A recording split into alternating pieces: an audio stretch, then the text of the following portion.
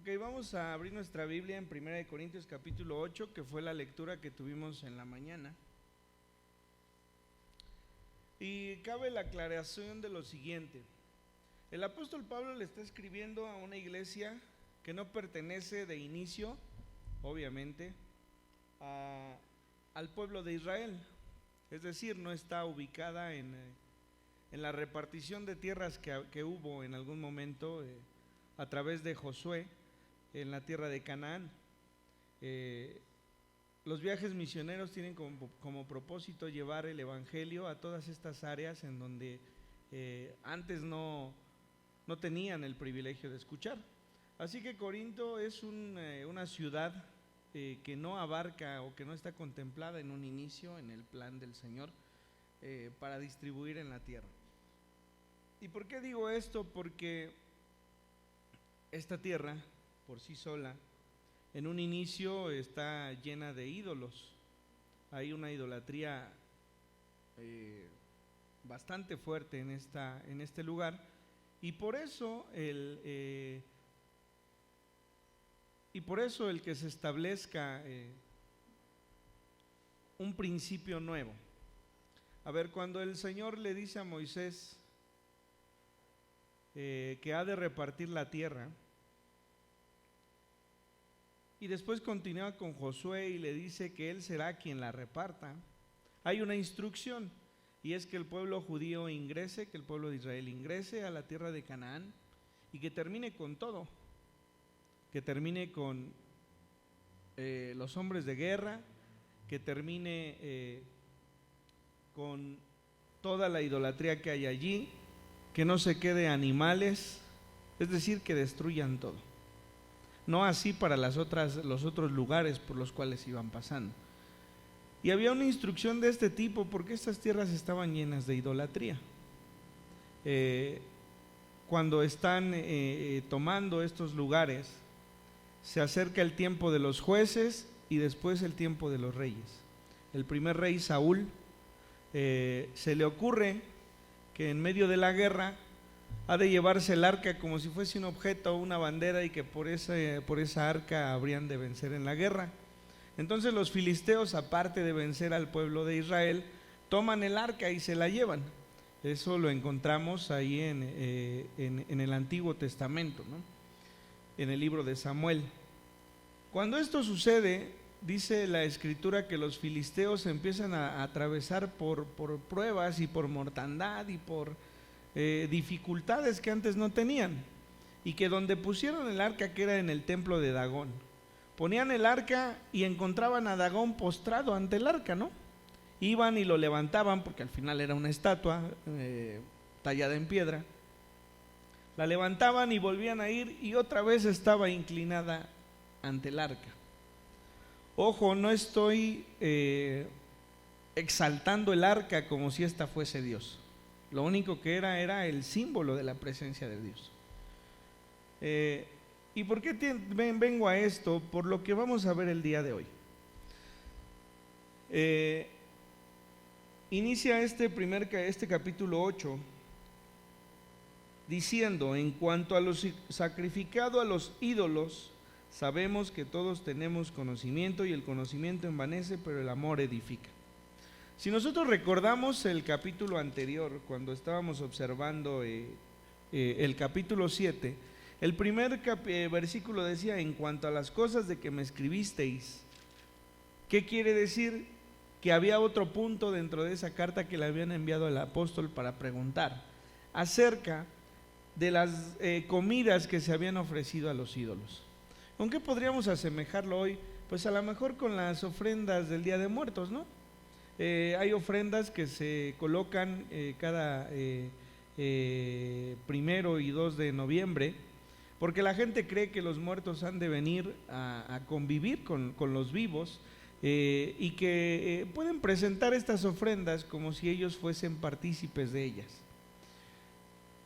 Hay muchas preguntas dentro de la iglesia cristiana que a lo mejor son más comunes de esto, ¿no? El cristiano puede bailar, el cristiano puede tatuarse, el cristiano puede perforarse los oídos, el cristiano puede, o la mujer puede vestir con pantalón, o la mujer debe entrar con velo al templo, o infinidad de cosas. El hombre puede tener el cabello largo, la mujer el cabello corto. Hay muchas preguntas acerca de esto. Y creo yo que con ignorancia todos damos una opinión, porque nos ponemos en favor o en contra, ¿no? También muchas veces es de acuerdo a lo que nosotros vivimos, ¿no? Si nosotros ya traemos por ahí un tatuaje, vamos a decir que por supuesto, eso no es pecado, ¿no? Si no lo tenemos porque no nos interesa, entonces sí es pecado. Y lo que yo quiero es que con este capítulo podamos introducirnos a cuál es el pensamiento del apóstol referente a estas cosas. Él pone un ejemplo: lo sacrificado a los ídolos. Si nos vamos a lo que les acabo de introducir, quiere decir que esta tierra de Corinto era una tierra en donde había muchos templos paganos. Los templos paganos son donde se sacrifica a los ídolos.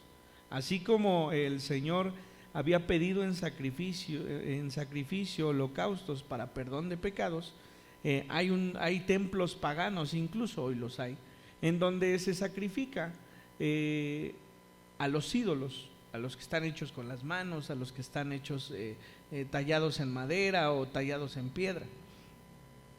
Así que el apóstol le está escribiendo a un pueblo, a una ciudad, pues que necesariamente está inmersa en este contexto, ¿sí? Si nosotros estuviésemos en una tierra de ladrones y el apóstol nos habla acerca de esto, pues para nosotros sería familiar, ¿no?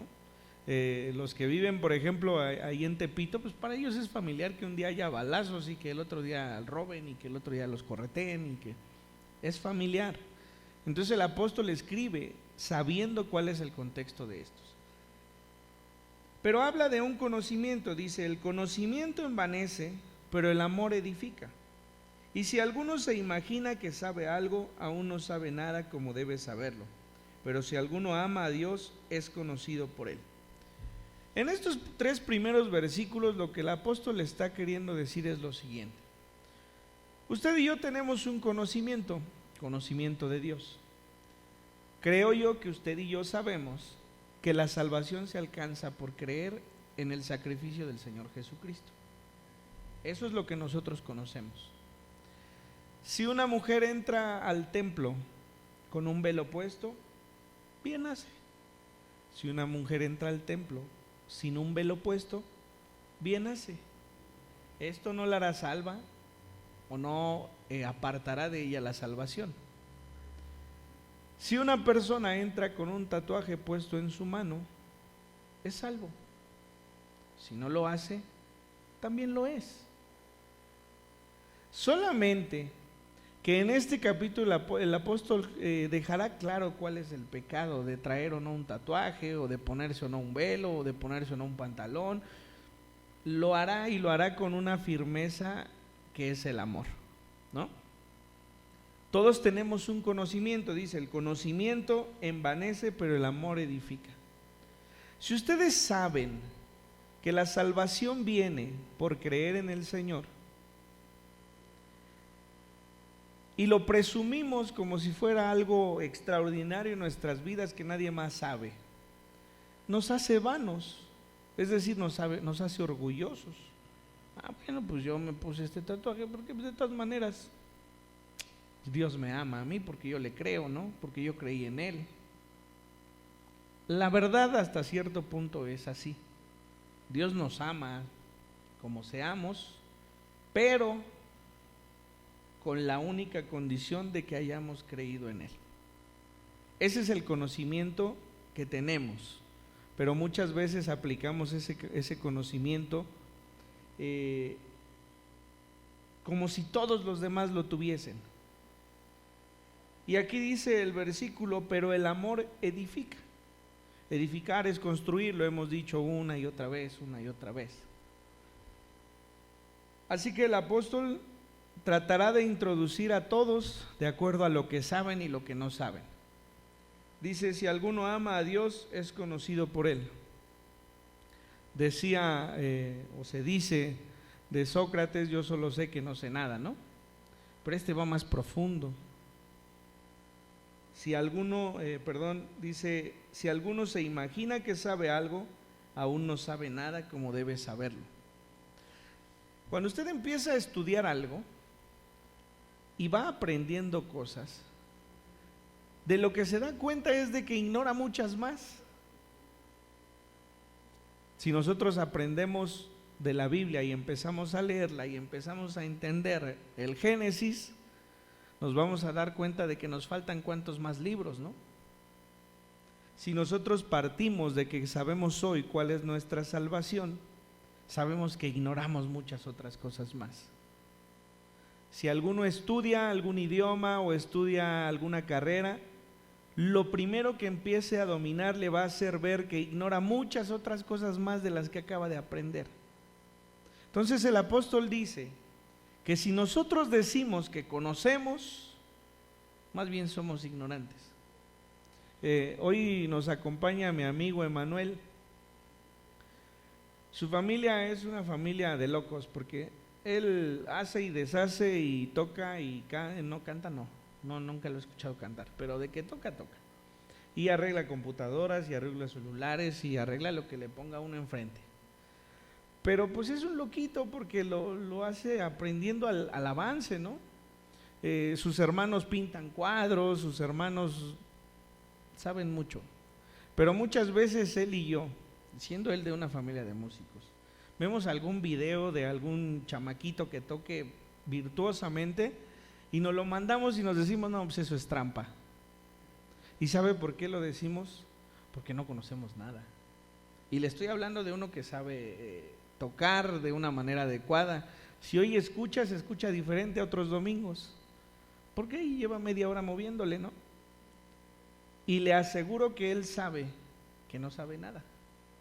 Porque hay quienes tienen de esto una vida distinta, quienes dominan cada paso de la música o cada paso de la ingeniería de una manera diferente. Pero solo quien se ha adentrado a un tema con profundidad va a entender que son más las cosas que desconoce. ¿A qué voy con esto? Nosotros nos hemos adentrado a la palabra del Señor, pero los misterios del Señor, como decía en los primeros capítulos de esta carta a Corintios, dice, son revelados por el Espíritu Santo.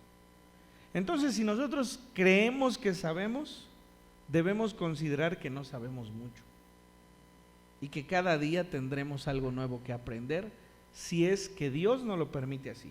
Por eso el versículo 3 dice, pero si alguno ama a Dios es conocido por él. Es decir, si nuestro amor de buscar a Dios es tan profundo, Dios es el que nos va a conocer para revelarnos las grandezas de su nombre.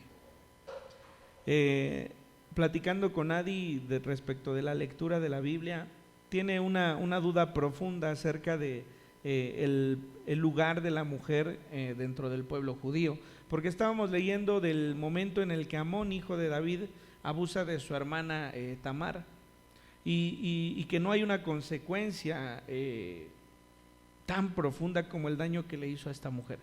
Y entonces el otro día platicábamos y me decía, yo sí, el día que esté con el Señor, yo creo que le voy a preguntar eso.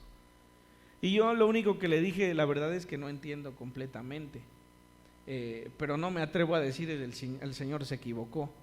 Prefiero pensar que algún día Él nos lo va a revelar, ¿no?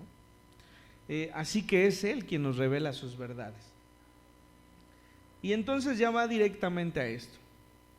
Versículo 4, acerca pues de las viandas que se sacrifican a los ídolos, sabemos que un ídolo nada es en el mundo y que no hay más que un Dios. Pues aunque hay algunos que se llamen dioses, sea en el cielo o en la tierra, como hay muchos dioses y muchos señores, para nosotros, sin embargo, solo hay un Dios, el Padre, del cual proceden todas las cosas y nosotros somos para Él, y un Señor Jesucristo, por medio del cual son todas las cosas y nosotros somos por medio de Él. Es decir, en una tierra, en un contexto en donde se ofrece en sacrificio a los ídolos, en donde los mismos templos paganos se podía participar de estos alimentos, había quienes en la iglesia cristiana decían, no pasa nada, los ídolos no existen, los ídolos los pone la gente, ¿no? Por eso dice, los ídolos nada son. Usted y yo sabemos que ni los ídolos ni las imágenes son nada. Y también sabemos, por ejemplo, o creemos que los muertos no vienen. ¿sí? Ese conocimiento lo tenemos, pero para que no sea un conocimiento vano, debemos hacer algo con ese conocimiento. El apóstol dice, todos los que conocen saben que no pasa nada, que los ídolos no existen. Por tanto, si ustedes participan de esos alimentos, no pasa nada. Siguen siendo salvos y siguen siendo aceptables delante del Señor. Eso es lo que les está diciendo.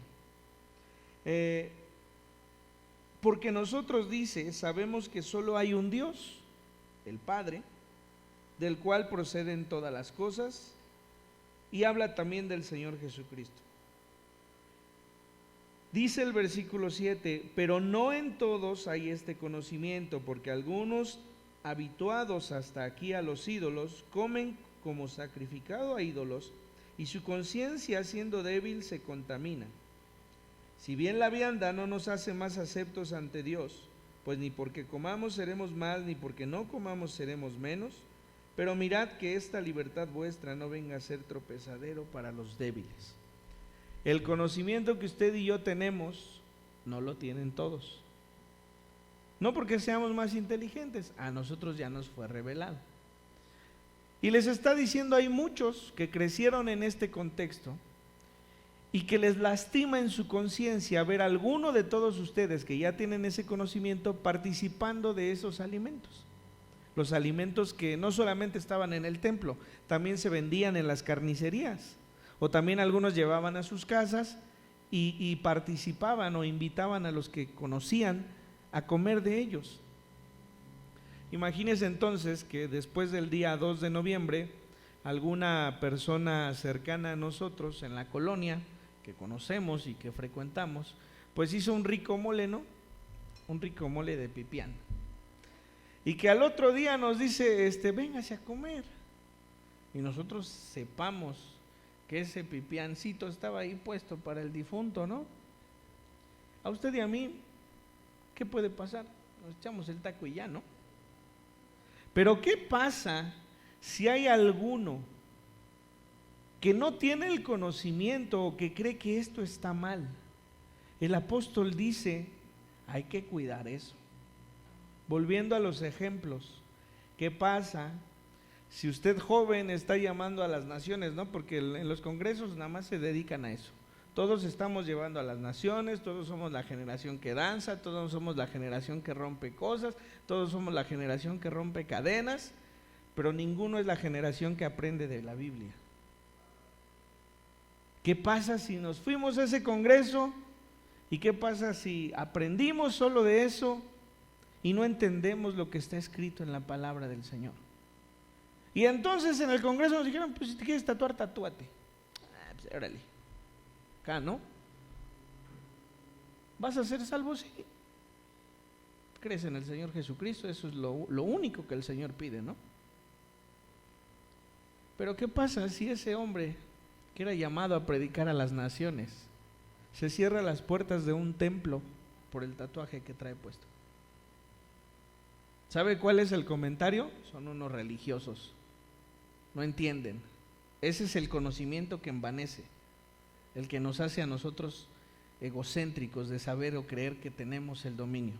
Entonces Dios no quería que fuera allá, ¿no? Esas son nuestras palabras. Y si Dios sí quería y tú te cerraste la puerta por eso, ¿a poco sí eras muy necesario hacerlo? No. Es que en esta iglesia solamente se predica con corbata. Pues me la pongo, a mí no me gusta, me la pongo. Es que en esta iglesia las mujeres tienen que entrar con falda. Ponte la falda, no pasa nada. ¿Sí? Y eso nos hace ver que en verdad tenemos un conocimiento profundo de Dios, porque por amor estamos evitando acciones que hacen que otros señalen.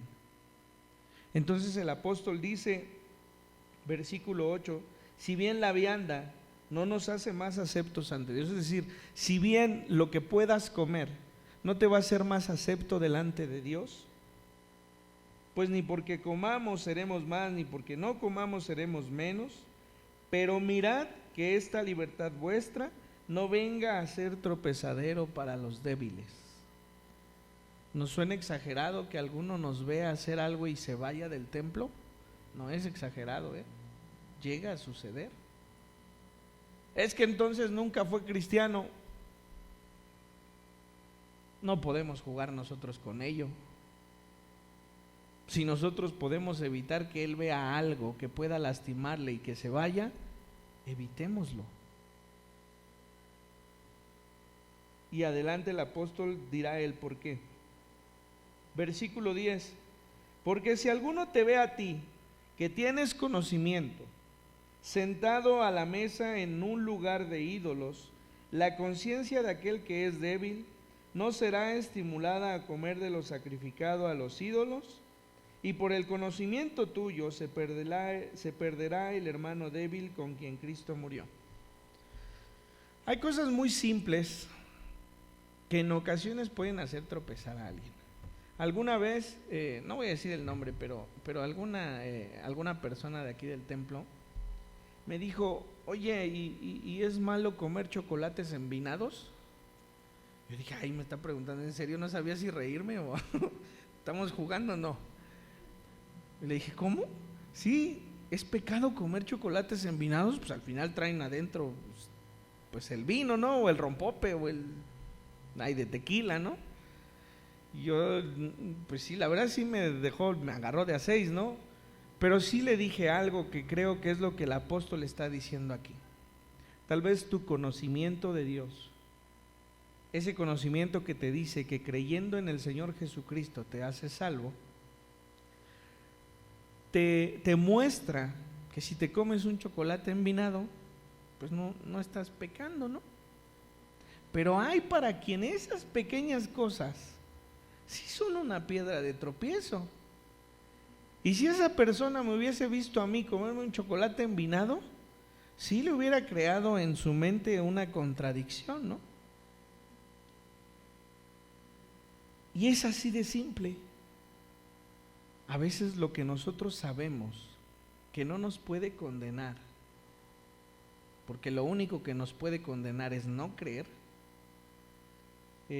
debemos evitarlo por todos aquellos que aún creen, porque no ha llegado ese conocimiento a sus vidas, que pueden perderse. Entonces dice el apóstol: si a ti que tienes el conocimiento, a alguien de los que no lo tiene te ve, lo que va a pasar es que se va a animar a hacerlo, ¿no? Y esa persona se va a animar a comer el chocolate envinado, pero para ella sí es pecado, ¿no? Esa es la diferencia. Nosotros tenemos acciones que a nuestra conciencia no pasa nada. Algunos podremos decir: pues me perforé la oreja y no pasa nada, o me tatué y no pasa nada, o bailé en la fiesta y no pasa nada, o incluso me tomé una cerveza y no pasa nada. Pero si alguien nos ve, en esa persona sí pasa, y pasa mucho. Y entonces dice, versículo 11: por el conocimiento tuyo se perderá el hermano débil por quien Cristo murió. De esta manera, pues, pecando contra los hermanos e hiriendo su débil conciencia contra Cristo, pecáis. ¿Era pecado ponerse el tatuaje? Pues a lo mejor no, depende de qué te pusiste, ¿no? Por allí leí algún comentario de uno que decía: ay, hermanitos, si supieran, pues si Moisés debió tener un montón de tatuajes, si creció en la tierra de los egipcios y los egipcios tenían tatuajes, ¿no? Pues no es cierto, ¿no? Cualquier egipcio lo tenía solamente el faraón. Era un acto de rango. Los que salían a la guerra, esos los tenían. Pero ¿sabe quién los tiene ahora? Hay un presidente que hoy están metiendo a los salvadoreños a la cárcel, ¿no? Y dice: hoy los policías tienen autorizado que cualquiera que vaya en la calle tatuado lo puedan detener e investigar. ¿Por qué? Pues porque es una característica. Si usted ha estado aquí durante muchos años, se acuerda del hermano Parra. Era un hermano que tenía todo el cuerpo lleno de tatuajes, ¿no? Pero él comenta que empezó a recibir sus tatuajes en la cárcel por cada misión que hacía. ¿Cuál era la misión? Bueno, pues empezó a juntar con los que vendían droga. Y cada que iba a que los que vendían, los que habían comprado droga le pagaban, si no le pagaban, les metía la golpiza de su vida. Y cuando él regresaba después de haberlos golpeado, lo tatuaban. Los salvadoreños se ponen lágrimas en sus ojos, que estas lágrimas se les tatúa por cada persona que hayan violado o matado. Entonces son características terribles de estas personas. Por eso el presidente ha tomado la decisión de que a cualquiera que encuentre en la calle tatuado pueden detenerlo e investigarlo. Aquí no, aquí se supone que no te podrían detener a menos que hubiese un delito que perseguir. No pasa así, de todas maneras nos detienen de repente, ¿no? Pero la hermana Dulce se ríe porque tiene a su esposo al lado. Pero sí son características de ciertos grupos. Sí sucede. Entonces, ¿era pecado que te tatuaras? A lo mejor no. A lo mejor te pusiste una letra de tu nombre, ¿no? O las letras de tus papás, o las letras de tus hijos, o fuiste a Acapulco y te gustó el sol y te lo pusiste. Hay tatuajes muy feos. Pero lo que sí dice que es pecado aquí es que no te importe hacer tropezar a los hermanos. Repito lo que dice este versículo. De esta manera, pues, pecando contra los hermanos e hiriendo su débil conciencia, contra Cristo pecáis.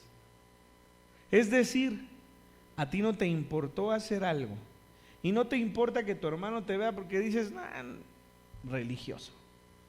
Pues, ¿qué crees? Que estás pecando. Eso sí es pecado. El que no te importe quién es tu hermano, el que no te importe si dañas su estabilidad emocional y espiritual, eso sí es pecado. Por eso dice el primer versículo, el conocimiento envanece, pero el amor edifica. Si tu conocimiento, ese conocimiento que te dice que eres salvo por creer en el Señor Jesucristo, y que estas cosas como comerte un chocolate envinado, no pasa nada y no pierdes tu salvación, y no te importa si al que te preguntó te ve comer ese chocolate y le haces dudar aún más de lo que está preguntando, quiere decir que no has amado tanto a este hermano como para edificar sobre su vida. Nuestra obligación, hermanos, unos con otros, es que nuestros hermanos crezcan espiritualmente. Esa es nuestra obligación. Y si no cuidamos de esa obligación, estamos pecando contra el hermano, pero dice la Escritura, también estamos pecando contra Cristo. Eso es lo que dice la palabra. Por lo cual, si la comida le es a mi hermano ocasión de caer, no comeré carne jamás, para no poner tropiezo a mi hermano. Si el que usted, hermana, le causa problema a otra hermana, que usted se ponga falda o no, o que usted se ponga un velo o no, por amor a su hermana, póngaselo. ¿Esto le hará a usted más salva o menos salva? No. La salvación está desde que creímos en el Señor Jesucristo. Si a usted, joven o adulto, le gustan los tatuajes, pero esto va a evitar que un día usted pueda edificar en otra persona, no se lo ponga, no pasa nada. Si se lo pone o no, será salvo o no, nada tiene que ver esto. Si usted ha creído en el Señor Jesucristo, eso es suficiente para ser salvo. Pero nosotros tenemos la obligación de buscar que nuestros hermanos crezcan espiritualmente. Esto es lo que este capítulo está diciendo. A veces ponemos en nuestros hijos o en nuestros padres cargas que, como dice el Señor Jesucristo, no están capaces de llevar ustedes mismos, ¿no? Por amor a ellos, por amor a nuestros padres y por amor a nuestros hijos, evitemos cosas que les hagan lastimar su conciencia. Alguna vez dije yo, me voy a poner un tatuaje el día que mis papás no estén. Ahora al tiempo digo, no, ¿para qué? Ni me gustan tanto. Si me lo ponía o no, a lo mejor ni lo iban a ver, ¿no? Pero con el tiempo uno va viendo que son cosas frívolas, que no tienen sentido de ser. Busquemos edificar en nuestros hijos, en nuestros hermanos del templo y en los que nos rodean. Nosotros somos el Señor Jesús que muchos conocerán. Vuelvo a poner otro ejemplo con Jackie y con esto termino. Hace muchos años nos robaron un carro. Estaba con Adriana, íbamos a comprar unos salchipulpos que ya ni nos comimos. Pues nos quitaron el carro y llegamos a su casa primero, luego su tía nos hizo favor de llevarme a mi casa, hablamos con mi papá y lo primero que hizo fue, vamos a orar por ellos, ¿no? Y empezamos a orar por los ladrones, ¿no? Yo honestamente no lo estaba haciendo muy sinceramente, pero mi papá sí. Al otro día tenía que verlo a él porque él iba a arreglar unas computadoras y le empezó a contar esto.